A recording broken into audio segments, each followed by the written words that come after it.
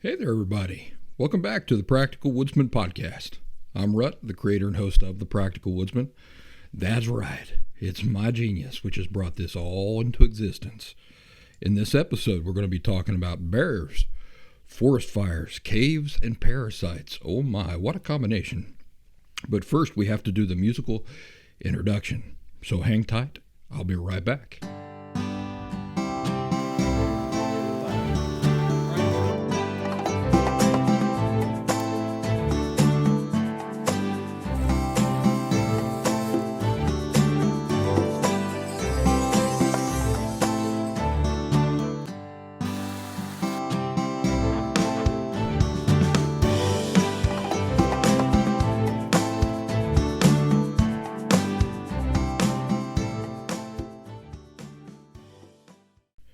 Do you like quotes? Try out this quote for size, see if you like it. If you can't beat fear, just do it scared. Attributed to I don't know who. I come across that on the internet somewhere and I thought, boy, that's a doozy. Here's one about trees, which I really like.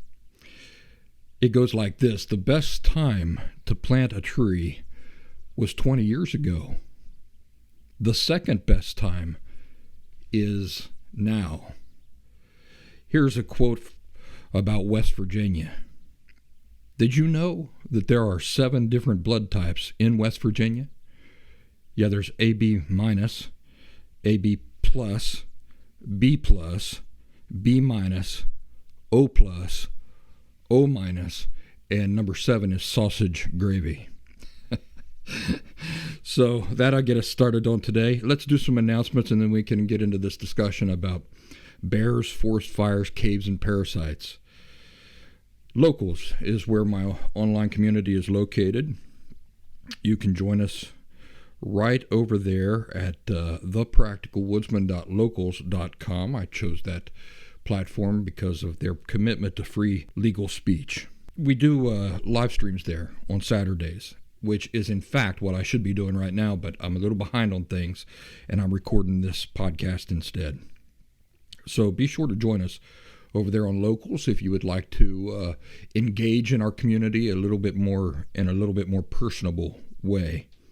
You can also join us by downloading the Locals.com app from the App Store and then just searching for The Practical Woodsman within. It's a pretty nifty app that they've got going on there. As I've mentioned in past episodes, if you're simply subscribed to the audio-only podcast, then you're missing out on some of the cool videos I do. Of course, I call different show types different things. This is the podcast, so it works well with people who just want to listen to the show if you're driving down the road or whatever. But also, I have adventures and exclusives. And adventures are just me out in the woods. Exclusives can involve anything, but they require the video format in order for me to do the presentation. So recently, some of these exclusive videos that I've done is I tested out my budget or poor man's sub-freezing down backpack and quilt. And so I showed off me testing that in real temperatures and turned out really well. But if you'd like to see that and you'd like to know how to save $800, be sure to subscribe to The Practical Woodsman on YouTube and Rumble. Another exclusive video I did here recently was with buckeyes, chestnuts, and walnuts. One of those will kill you, and 2 of them look awfully alike. So if you'd like to know the difference, how to distinguish buckeyes and chestnuts, you want to subscribe to The Practical Woodsman on YouTube and Rumble. And then another exclusive I did here recently, just this week, was a review of a budget backpacking tent in the $50 range. Really nice tent. If you'd like to see that, again, subscribe to The Practical Woodsman on YouTube or Rumble, and be sure to turn on the notification bell so that when I post those exclusive videos, you will get notice of them. Bears. Everybody always wants to know if I worry about bears when I'm out in the backcountry. The answer is that I do not. I don't worry about bears. The only thing I would worry about, there's black bears in my area. The only thing that slightly concerns me is if I'm lost in my thoughts and I'm not making enough noise as I'm going through the woods, and I might come around the bend on a trail or something, and boom, there's a bear. That would be a bad situation. You don't want to surprise a bear. But other than that, to be honest with you, I don't worry about bears. I even sleep with my food half of the time, and I hesitate to tell you that because I don't want to encourage anybody else to do it. I think of it's specific circumstances where I allow myself to do that. I don't always sleep with my food, but I don't always hang my food either. A lot of times I do sleep with my food. It depends on where I'm at, time of year, all these sorts of things. This is one of the benefits of my going into truly wild areas. I don't do the Appalachian Trail no more. It's too popular. It's too touristy. You get all sorts of people. Thousands of people are on that trail all year round, on different sections of that trail all year round, but it's not for me. It's not wild enough for me. It's not true wilderness. So I prefer the areas where a lot of people don't go. And what this means is that the wildlife in the areas where I go are not used to people. And that is a key point right there. The areas where I go, the wild animals are not used to people. And so if you can imagine if, you walk in your backyard and there's an alien there from Neptune, what your reaction would be. You'd practically fall over yourself to get out of there, wouldn't you? And that's what the black bears do in the areas where I go. That's always been the case. I mean, they tuck tail and they run, and they are fast. So the black bears that I'm used to, they spook easily. People are mostly foreign to them. They don't want anything to do with me. This is not the case in areas like in national parks, really popular areas like the Appalachian Trail. Any areas that draw lots of people, those wild animals are not as wild as the animals and the bears and stuff like that I'm used to. So if I were on the Appalachian Trail, you better believe I would take every precaution. If I'm in a national park, you better believe I'm going to take every precaution because people are dumb. People are really dumb. You want to know how dumb people are? Here's a news report from WSAZ out of Huntington, West Virginia's News Channel 3, WSAZ. That's my local news. Here's the headline. National Park closes 8 miles of road after visitors try to hold bear cub. Yeah, you knew people are dumb, but maybe you didn't know that they were quite that dumb. National Park closes 8 miles of road after visitors try to hold bear cub. What I'd like to say about that is people as individuals are very smart, but people in general are very dumb. That's what I mean. I'm not trying to insult any of you listening here. Unless you're one of these dummies that was trying to hold a bear cub. Asheville, North Carolina, it says. Officials in North Carolina have closed a portion of Blue Ridge Parkway after visitors recently had interactions with bears in the area. According to the National Park Service, the team decided to shut down the section after it received multiple reports of people feeding and trying to hold a young bear at the Lane Pinnacle Overlook. The whole route right there is going to be closed until further notice. We're closing this section of the road temporarily for the safety of both the bear and park visitors, said Blue Ridge Parkway Superintendent Tracy Swartout. We want to give the bear a chance to lose interest in the area before the situation escalates and visitors or the bear are harmed. Animals in the wild, they're not stupid. They adapt real quick and they learn about things. And, if you imagine every interaction with a person is something that they're learning from that, they're going to explore that a little bit more each time.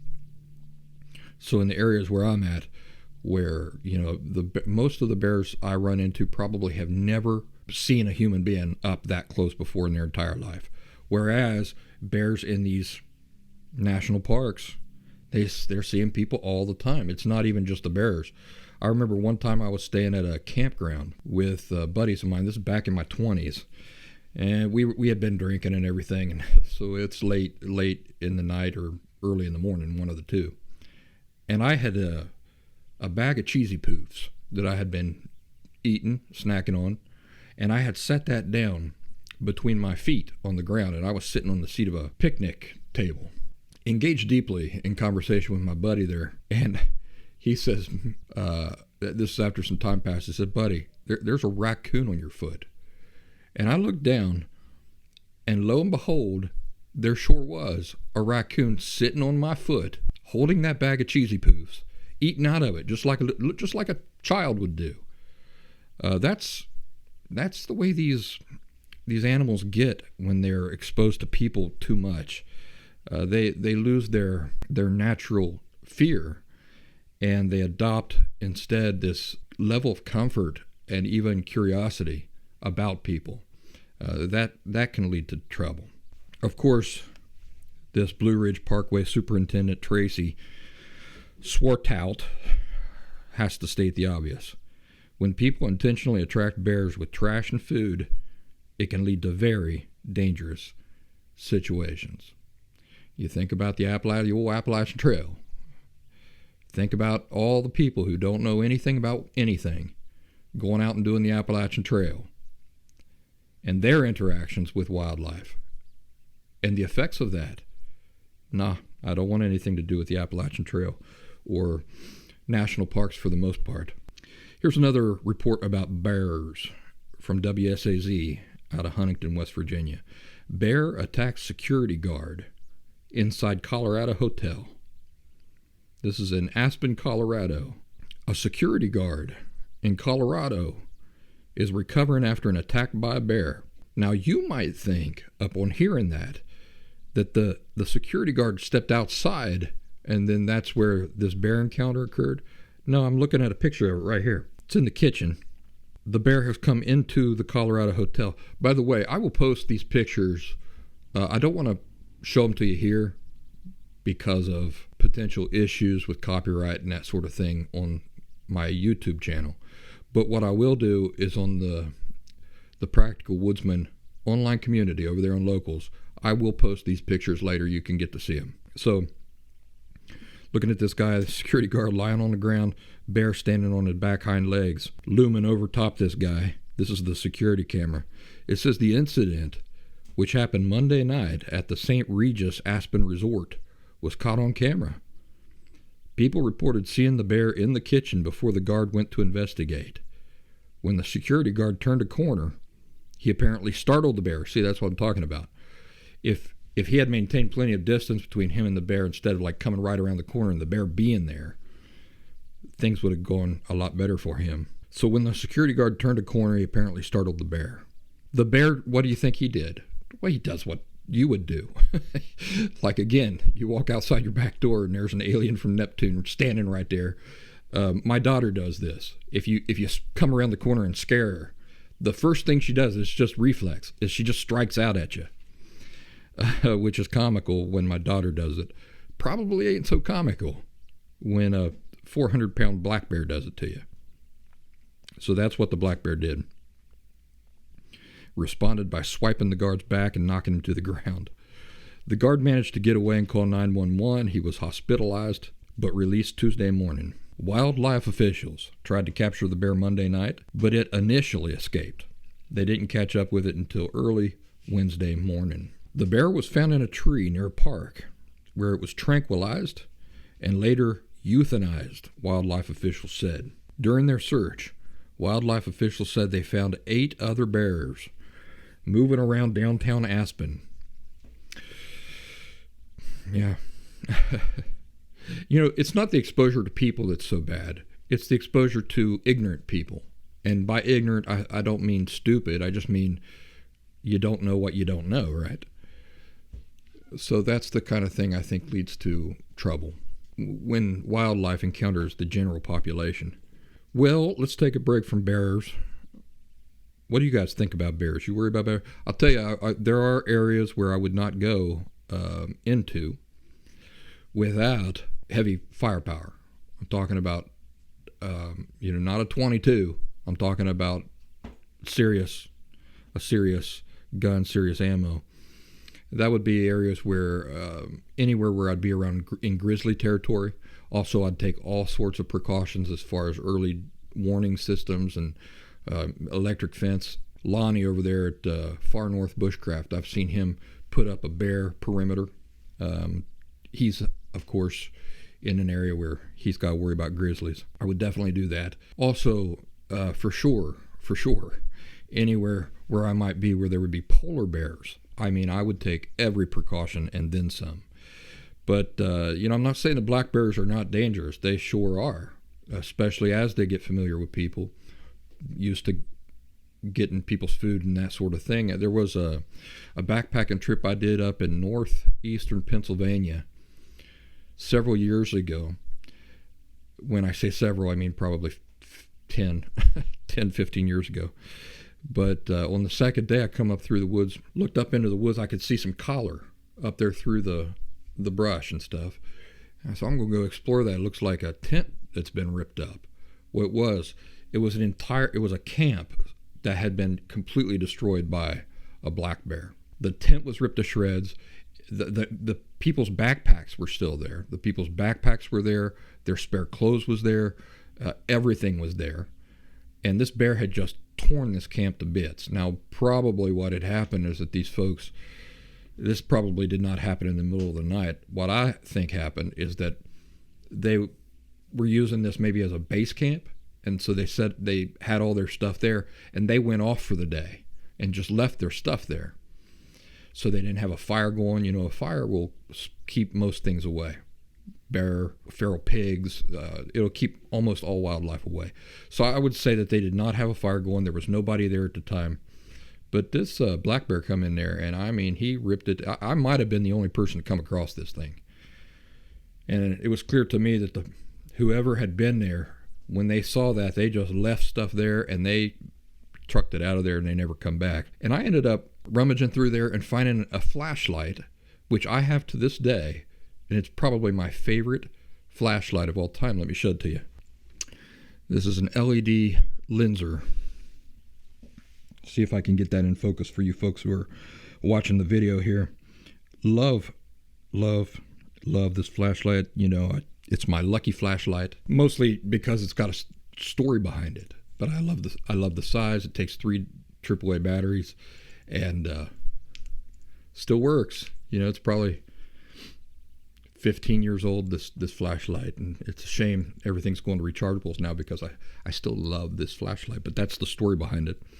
And I rummaged through that destruction zone of this black bear.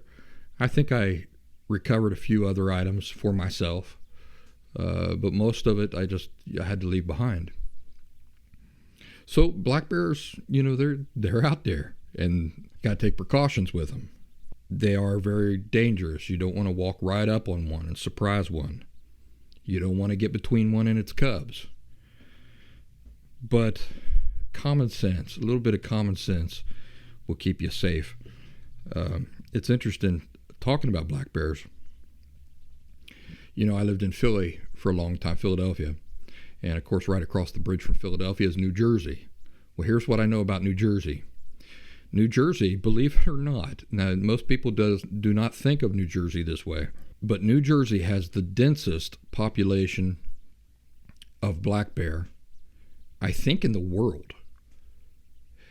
And at the same time, do you know what the idiot politicians there in New Jersey have done? They have outlawed bear spray. So there's no habitat left over for these bears, for this population of bears, the densest population of bears anywhere in the United States at least. And the politicians have outlawed bear spray. What do you think about that? Pretty daggum stupid, if you ask me. What I say about something like that is a person's got to do what a person's got to do. It's kind of the way I feel about rattlesnakes, when they outlaw killing a rattlesnake, but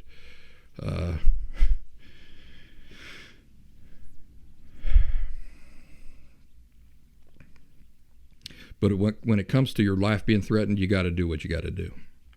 So we're going to segue from talking about bears. Let's talk about forest fires. Currently, here where I'm at, this is forest fire season. What does that mean? It means that conditions are ripe for forest fires.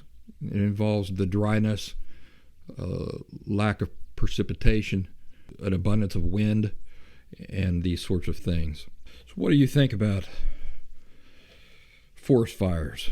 Now, I know that these are something that people out there out west are dealing with all the time, unfortunately, due to the natural conditions out there and because of just lousy management of the national forests.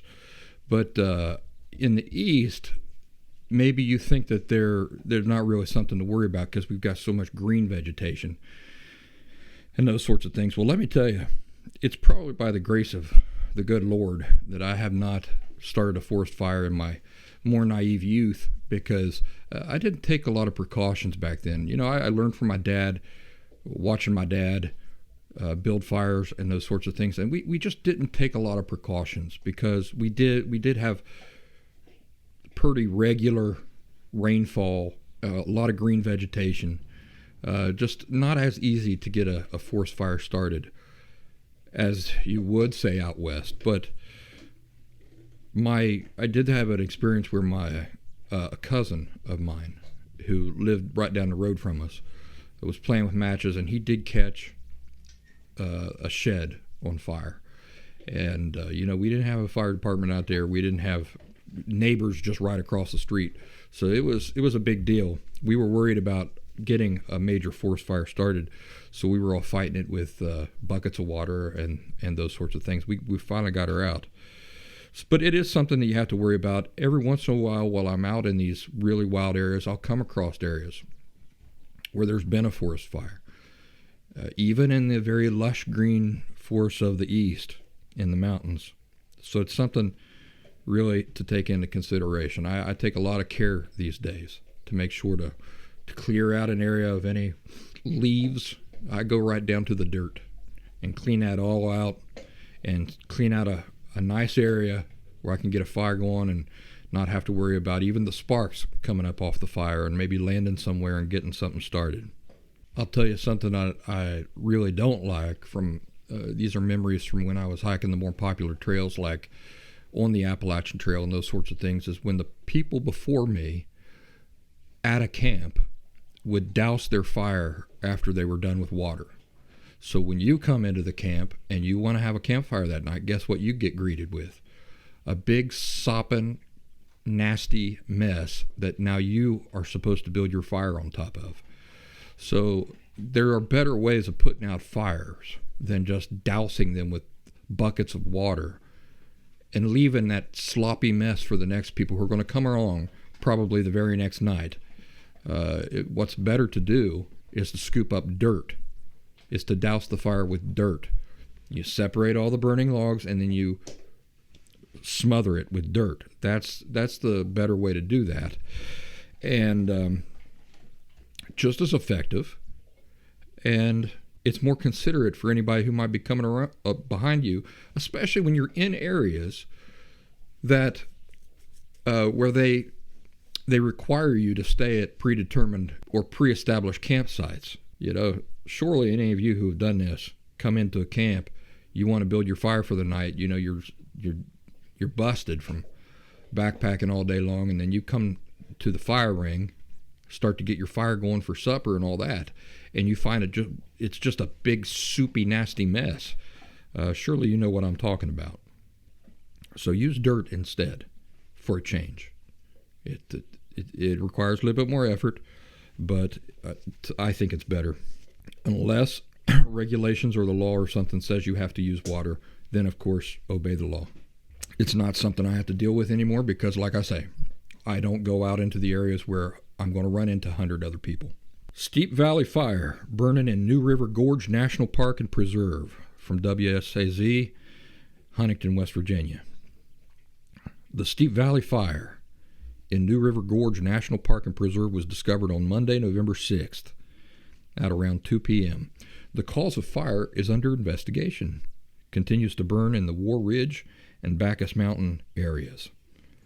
The fire has already consumed 1,550 acres and has been actively burning in extremely steep, rugged terrain. As of just a couple days ago, containment was estimated to be 11%. I've been getting smoke from that. And it's also been creating some really spectacular sunrises and sunsets. Smoke may be visible when the fire is actively burning, and it may linger in the gorge for several days as it moves, officials say. A lot of roads closed, a lot of area in the park closed. Here's the next headline from WSAZ. Hundreds of forest fires reported in West Virginia as windy, dry conditions persist. Forestry officials and meteorologists say forest fires will remain a risk throughout parts of the tri-state. The tri-state is southeastern Ohio, West Virginia, and Kentucky, with dry and windy conditions in the forecast. In 2023 to date, West Virginia has experienced 916 fires, burning approximately 11,340 acres. With 114 of those fires, this is interesting, happening since October 1st. Fall fire season started on October 1st and continues through December 31st in West Virginia. Residents have to confine their outdoor burning to between 5 p.m. and 7 a.m. So you're still allowed to burn fires. You just ain't allowed to do it while there's daylight outside. You know why that is? It's harder to see the fire. It's harder to see the flame when it's broad daylight. At night, you can actually see what the fire is doing. What do you think is West Virginia's most common cause of wildfires? What would you guess? Well, I'm going to tell you. It's debris burning. Debris burning averages more than 35% of all wildfires in the past 10 years in West Virginia, according to the Division of Forestry. So here's the rules for my local area. No outdoor burning from 7 a.m. to 5 p.m.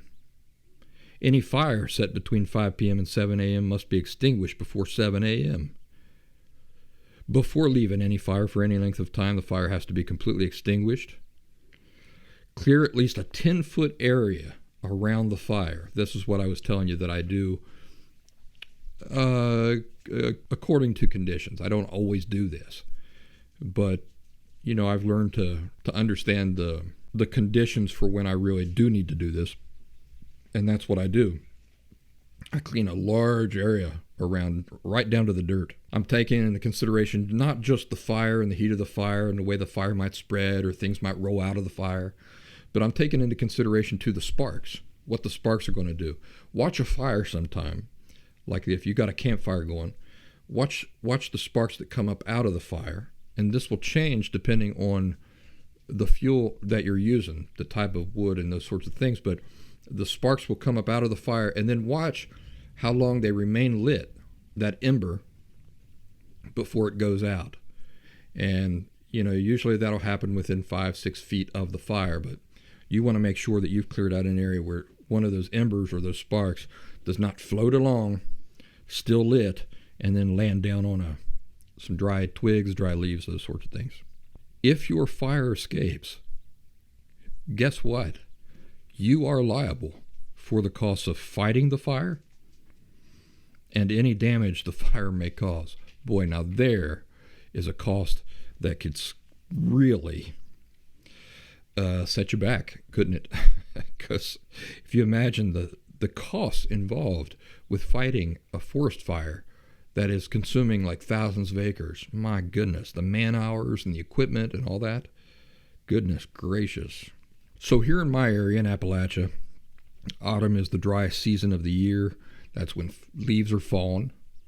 And forest fires, out-of-control fires, is a real possibility. And we've currently been in somewhat of a drought, so that's making things worse. Been a dry summer, too.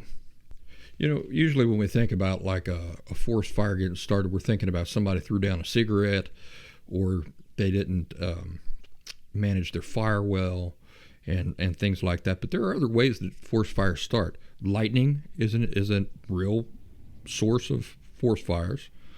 In the coal fields, a fire can get started by an underground coal seam fire. These are fires that burn under the ground. They're burning all the time. You don't know it. But then they come into exposure to some of the fuel that is on the top ground. In the West, in the western U.S., there's a lot of fires started by dry lightning, they call it. But in these parts, according to WSAZ, most of our forest fires come from people legally burning brush, and then the fire accidentally escapes. And then there are some fires that are arson related. These are just people up to no good, purposely starting fires. As recently as Monday, there were more than 4,000 acres smoking in the West Virginia and Kentucky hills. And they've been contained, most of them, by carefully and skillfully laid fire lines. But they have to, do you know what they got to wait for in order to be extinguished? Rain. And we don't have any in the forecast. So you fellow Appalachianers, here's a reminder. Forest fire season runs through November in Ohio until December 15th in Kentucky and through the end of the year in West Virginia. By law, you may only burn vegetation from 5 p.m. to 7 a.m. in West Virginia and from 6 p.m. through 6 a.m. in Kentucky. So I reckon it's not just a matter of being able to see the fire better. It says that these are the hours when the winds lighten, temperatures drop, and humidity rises. Well, that's nice to know. I just thought it was a matter of being able to see the fire, but it's more than that. Winds lighten, temperatures drop, and humidity rises. Going to have to make a mental note of that. That's just something I learned. Boy, if you didn't think, I tell you what, the more I hear about California, now I've done some backpacking out in California, but in the last 10 years, I mean, the more I read about it, it sounds like hell to me. I have no interest. I don't know why anybody would want to live in California with all these bureaucratic regulations and all these things. Listen to this. Campsite reservations at California state parks can be hard to get. Will a new law help? Well, think about the people making the law. Of course it's not going to help because the people making these laws are all dummies. Taken from the Los Angeles Times. It says anyone who's tried to reserve campsites at a California state park or beach knows how tricky they can be to secure, with spots sometimes being completely booked up minutes after slots open. Think about trying to enjoy the great outdoors out in California, where you need permits and reservations and regulations and all these things. When out here in the east, in Appalachia, in the Appalachian regions, I'll tell you what, you go down into parts of West Virginia, and there's so few regulations, it's you against the land. The trails are almost non-existent. They're not perfectly paved roads, perfectly marked trees or anything like that. I mean, it really requires skill to traverse some of the West Virginia wilderness areas. And there's no predetermined campsites. You have to do that yourself. I love that. Now compare that to this complete lack of freedom and just bureaucratic nonsense happening in California. A bill recently signed into law by Governor Gavin Newsom seeks to improve access by discouraging residents from reserving campsites they don't plan to use. They have to pass a law for this. Ridiculous. It also creates a temporary system that will use random drawings to assign reservations. Does that sound fun to you? Like you have to win the lottery to get to take your family camping? Does that sound fun to you? Does it sound to you like that's the way it's supposed to be in a free society where public lands are supposed to belong to you? They're supposed to belong to all of us. Does it sound like that's the way it's supposed to be? Maybe they need to create more camping areas and camping sites and wilderness areas rather than, ridiculous to me. You have to win the lottery in order to get to take your family camping. California's public parks and beaches are treasures that should be enjoyed by all Californians, somebody said in a statement. Unfortunately, our current outdated reservation system has led to a situation where many campsites are left empty. So This reminds me of like being on an airplane and you look up and you find a better seat. Nobody's sitting there, but it's not the seat that you reserved, and so they won't let you sit in the seat. So nobody gets to sit in the seat. Isn't that stupid? Or going to a baseball game. Can you imagine like the usher coming down and kicking you out of a seat that nobody's sitting in, but it's not the seat that you reserved for the game? They would rather nobody get to sit there. California has about 280 state parks with more than 15,000 campsites, cabins, cottages, and yurts available for use. Roughly half of state parks use an online system. Why only half? The internet has been around since the 90s.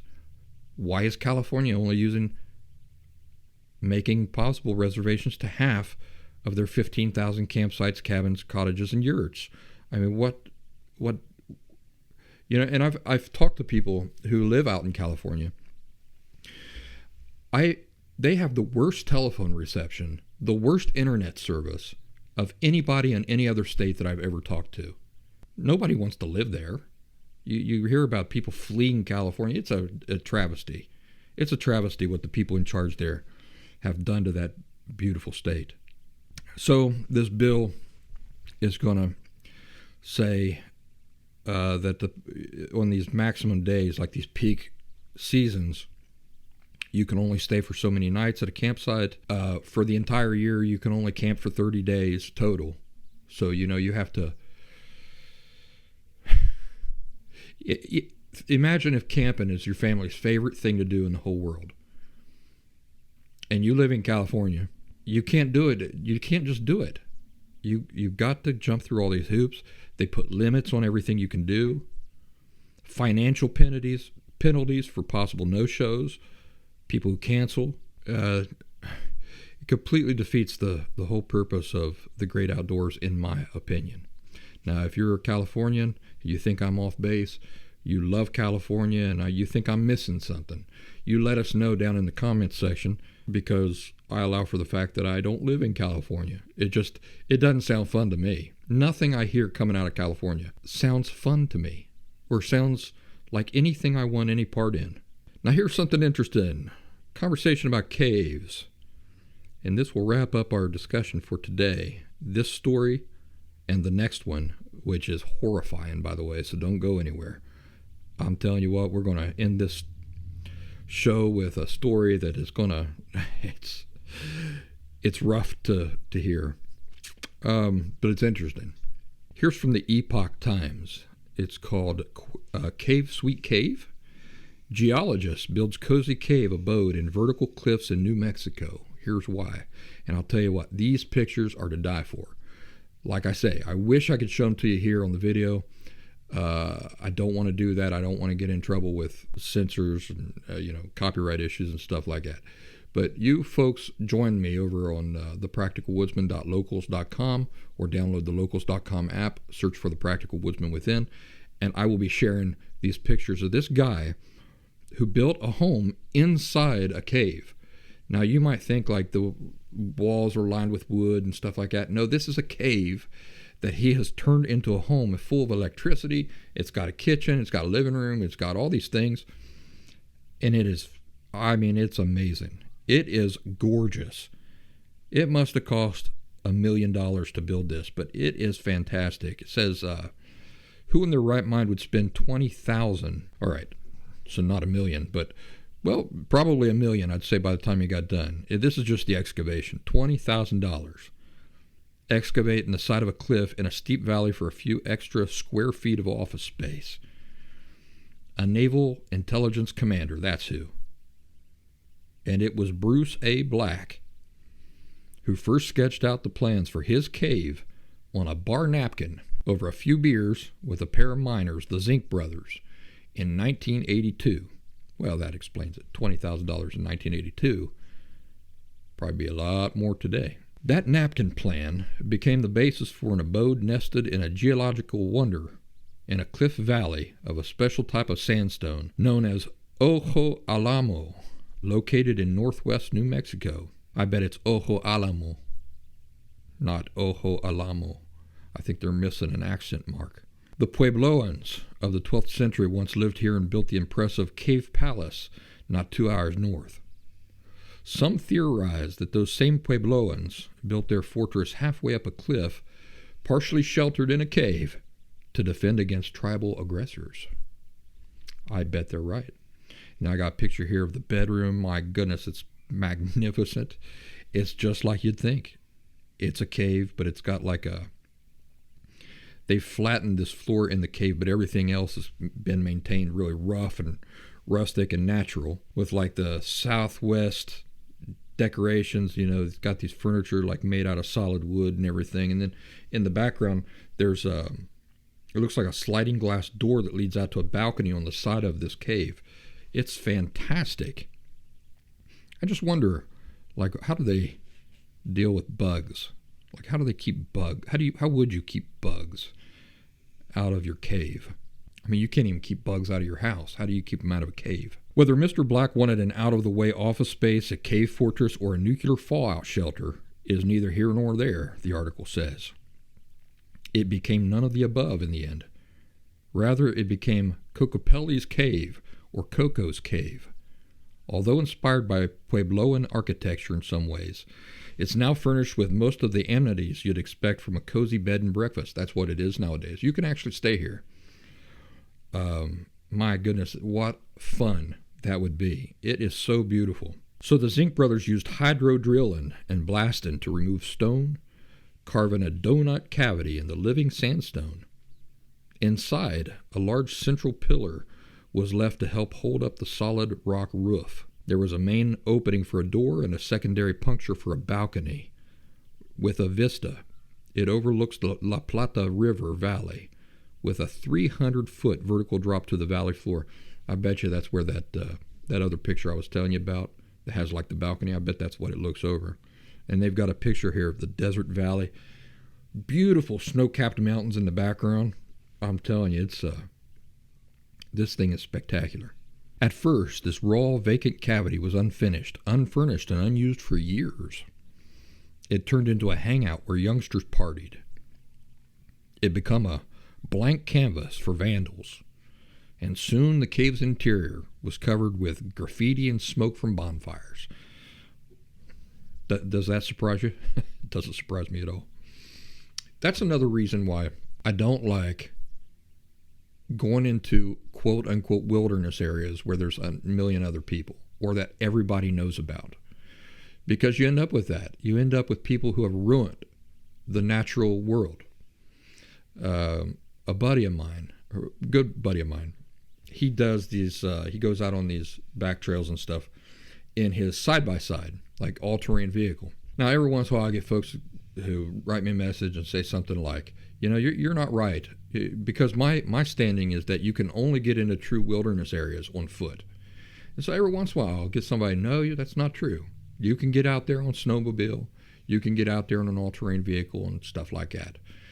And my argument is, no, you can't. You can't because you need fuel. I mean, it's finite how far you can drive an all-terrain vehicle into the backcountry.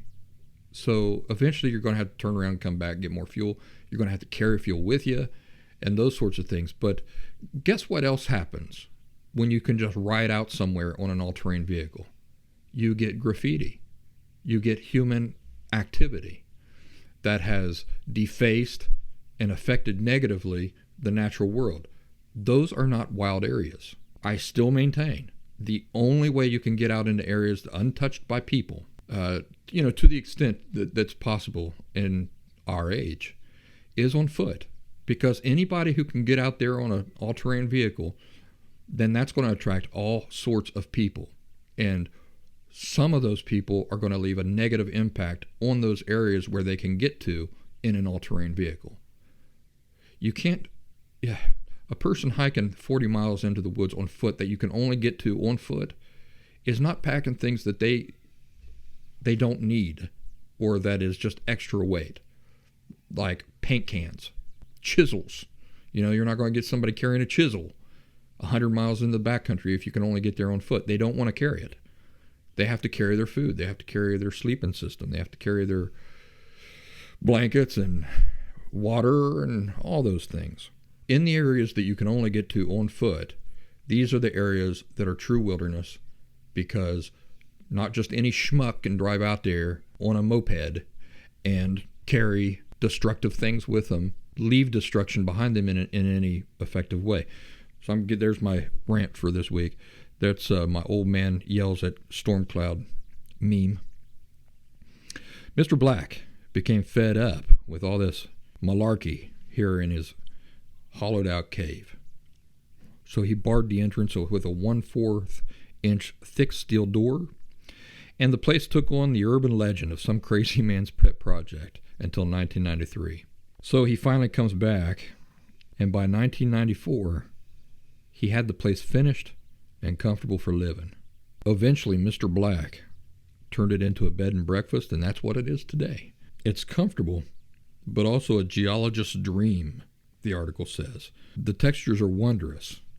The walls expose the sandstone strata deposited at Ojo Alamo, right above the boundary of the last great extinction when the dinosaurs disappeared.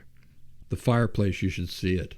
It's not just a fireplace. It's got this great big circle made out of block so that you could actually have like a serious fire inside this thing.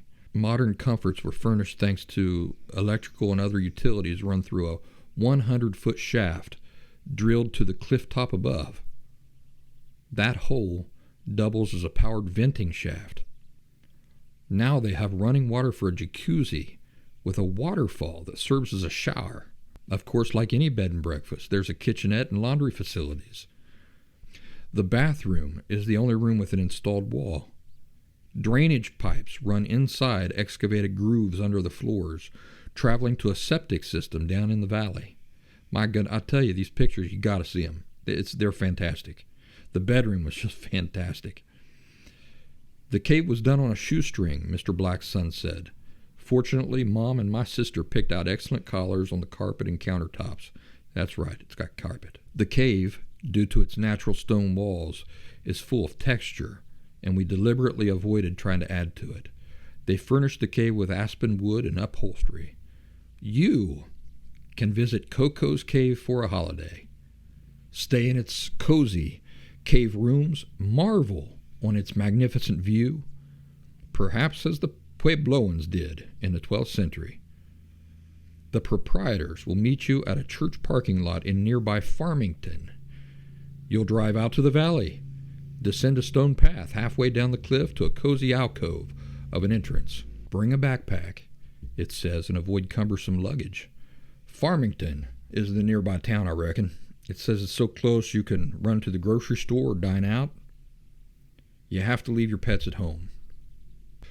Are you claustrophobic? Have you ever heard of something called Nutty Putty Cave?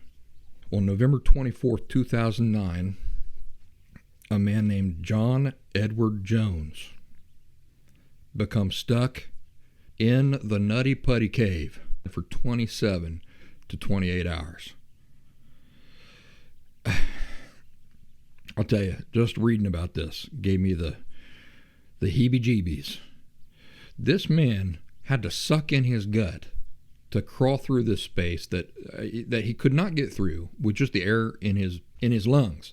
So he expelled all the air in his lungs, squeezed through this really tight spot, and then dropped down into this pocket in this cave, which was barely big enough for his body, upside down. And it was a dead end. So he's upside down in a cave beneath the earth, no way to get out. He starts yelling for, I think it was his brother. His brother comes to try to help him. He can't get him out. Oh, it says that Jones mistook an uncharted section of the cave as the similarly tight birth canal, quote-unquote, passageway, and became stuck upside down in an area measuring 10 by 18 inches. 10 by 18 inches. That's 25 by 46 centimeters. And this happened around 400 feet or 120 meters from the cave's entrance. Jones was held in place like a hook, unable to move without causing serious harm due to the bends his body was placed in. A large team of rescue workers came to his assistance. Still, they were unable to retrieve Jones using a sophisticated rope and pulley system after a pulley failed mid-extraction. This guy, how old was he? He was born in 1983, and this happened in 2009, or mid-20s. What a situation to get yourself into. Well, this poor guy, he ultimately suffered cardiac arrest due to the strain placed upon his body over several hours by his inverted, compressed position. Can you imagine? Even if you're not claustrophobic, that's gotta give you it's gotta raise the hair on the back of your neck. Being trapped under the ground in such a confined space, upside down in the dark. You can't move your arms, you can't move your legs, you can't move. You're just stuck there. And you're like that for 27 to 28 hours before then you suffer a fatal heart attack and you just die like that. Rescuers concluded that it would be too dangerous to attempt to retrieve his body.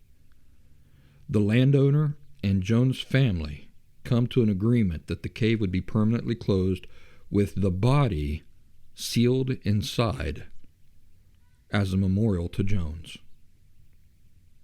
Explosives were used to collapse the ceiling close to Jones' body, and the entrance hole was filled with concrete to prevent further access.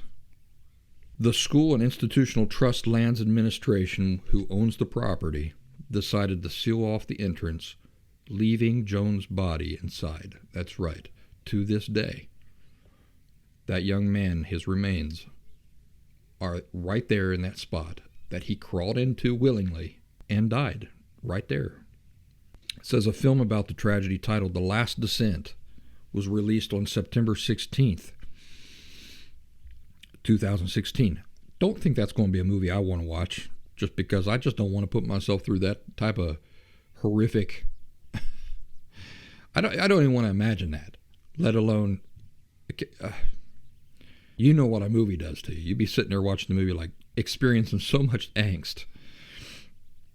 So that is the Nutty Putty Cave, and the young man who died in there was called John Edward Jones. So you can Google that if you are a glutton for punishment. I did some spelunking in my youth. Had a friend who was really heavy into it. It was a friend of my dad's, and he took us one time in Indiana. We went down into a non-commercial cave that he knowed about, and we went down there and explored all of that. And there were sections where we did have to get down on our bellies and, crawl like a salamander through certain sections of that cave. It was a lot of great fun. There's never any situation where I would go, oh yeah, I want to go into this spot here where I have to suck in, I have to empty my body out of all the air out of my lungs in order to get in there, and I can barely move, and I have to wiggle like a worm. Nah, it doesn't appeal to me. As I get older, I find myself asking, why would I want to do that? Like, I play a lot of cost-benefit game all the time. That's what I think about these people who just want to peak mountains. They just want to get to the top of a mountain. I say, why? What's up there? Are there any resources? There's no resources up there. So what's the benefit? I get to see something from up high. But I don't get to experience like an intimacy with nature or anything like that, or get to see life in a forest, deal with the resources of a lush forest and things like that. For me, it's all about trees, density of trees, getting deep into lush forest and resources and running water and those sorts of things. I have no interest whatsoever in any bragging rights to say, hey, I got to the top of these 6 mountaintops somewhere. It just doesn't interest me. There's nothing up there. I want to be down lower where the forests are. To me, that's that's what enriches your spirit, your soul. It fills you with an intimacy of Mother Nature and brings you closer to God. It helps you escape the delusions of living just in areas that are completely controlled and manipulated and sculpted by man, right? It's nice to not be able to walk into a room and just click a switch and have lights come on. It's really nice. Now, I will say it's also very nice to walk into a room, click a switch, and do have the lights come on. It's nice to step into a shower, turn on water, and have hot water come out. But not all the time. Not all the time. That alienates you from the natural world. So it is nice sometimes to have to figure out how you're going to create light or work without light. Make your own candles. How are you going to heat up water? There's this guy. I do want to do a show sometime soon and just give a shout out to the folks that I admire on the internet, the folks that I watch. I think I've mentioned, for example, I mentioned Lonnie over there at Far North Bushcraft quite a bit. There's another guy that I really admire. I mentioned him not too long ago. Let me see if I can pull him up real quick. Donnie Laws. He's somebody that I love his channel. He talks all about Appalachia and everything, and tells about the stories, the myths, the history of the Appalachian life. So Donnie Laws, Donnie Laws, Laws. Really fantastic channel that I love. Of course, when I started the Practical Woodsman, I gave a shout out and a dedication to Nagualero, Nagualero. He's no longer with us, but man, I loved watching his content. Of course, everybody knows about Townsend's. I like to watch Townsend's. TOWNSENDS. I'll include shout outs down in the information of the show. And here's the guy I was thinking of. Waypoint Survival. Really like the guy. I think a lot of the things he does is just not practical, but I love seeing him do it. He's a really down-to-earth guy. I like him a lot. But what I'm trying to get to is this other guy that I watch. His name is Hobo Shoestring. He is an honest-to-God hobo, modern-day hobo, rides the rails. And I learned some things from him. There's a lot of things that he's just got to get by while he's out, away from home, doesn't have any of his stuff with him. I mean, he's got a backpack and carries some other things. But this Hobo Shoestring, one thing that he does is he likes to stay clean when he's out. He's not just, like living like a homeless person. He likes to stay clean and take care of himself and stuff like that. And one thing he showed off was taking like a milk jug, wrapping it with black tape, and just sitting it out in the sun for a while. And within like 2 hours, you've got hot water. You can actually shower with that water and have warm water. So that's something I've learned, which is just fantastic. I learned things from other people that I probably wouldn't have thought of by myself. But how simple is that? Get yourself some black tape, wrap it around a bottle, leave that out in the sun, and even away from home, even out in the woods, you can work up a warm shower. I don't remember where I was going with that, but let's talk about the very last thing for this show. Castor oil. In the cartoons and in the old shows back, 20, 30 years ago, maybe longer, 50 years ago, as a punishment, parents would have their kids take a tablespoon of castor oil. By the way, it's made out of beans, a particular kind of bean, but that's where the castor oil comes from, castor bean. It expels your body of parasites. So if you don't want to go to the doctor, you're worried that maybe you have a parasite, castor oil is the way to do it. That's the way the old timers in Appalachia used to do it. My family did that. To expel and keep your body free of dangerous parasites. Now, here's something that I did not know.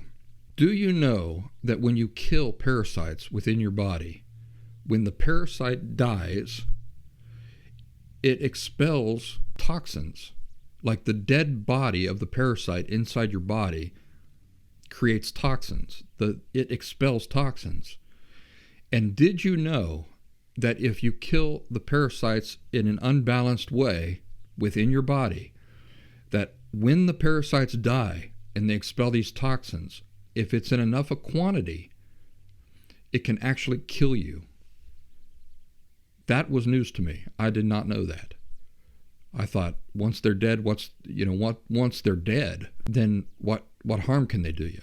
Well, the harm that they can do you is that they create, just like anything, like an old tree falls down in the forest, then it's rotting and it's giving nutrients to the forest and stuff like that, right? Or a squirrel dies in the forest. Same thing happens. It's dying, it's rotting, it's supplying food and stuff to its environment.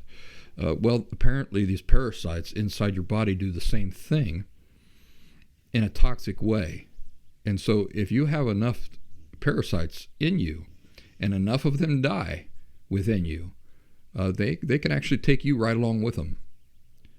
So from what I understand, and don't quote me on this, but from what I understand, taking castor oil doesn't kill the parasites. It flushes them out. It runs them out of your system instead of killing them inside of you. So there's a home remedy to keep yourself free of parasites, for you to keep there in your memory, in your knowledge banks. And maybe it's time for us all to go to the store and make sure that we have a supply of castor oil on hand, ain't it? So ladies and gentlemen, that's the show. I appreciate you joining me. Let me tell you, it's been a little difficult for me to find some balance in my work here. So I think we skipped a week with the podcast. The reason for that is because I don't want to be bombarding YouTube and Rumble with videos like every day of me, these different types of videos. Because what happens is, if I do a video that I'm really proud of and I upload it to, like, let's say YouTube, I want as many people as possible to see that video. And if I upload a video like 2 days later, what I've noticed is that viewership for the other video drops while people are referred to the new video instead. So you see, there's like a balance there that I need to do, where if I'm interested in people, as many people as possible seeing a video, I can't just be uploading the video a couple days later. And so I need to find out a balance of when I can do this show, this podcast, without affecting the number of people that get to see these really interesting things I'm doing on these exclusive videos, on these adventures, and those sorts of things. So bear with me. We will find a pattern, and we will fall into a pattern. I know we've been doing this now for about a year. It's been a year. I started Practical Woodsman 1 year ago. So, yeah, I should have probably already fallen into a pattern. We'll get there. I appreciate all you folks who have patiently waited for this episode, and I'll try to get the next episode out sooner. Y'all take care, and I'll see you next time.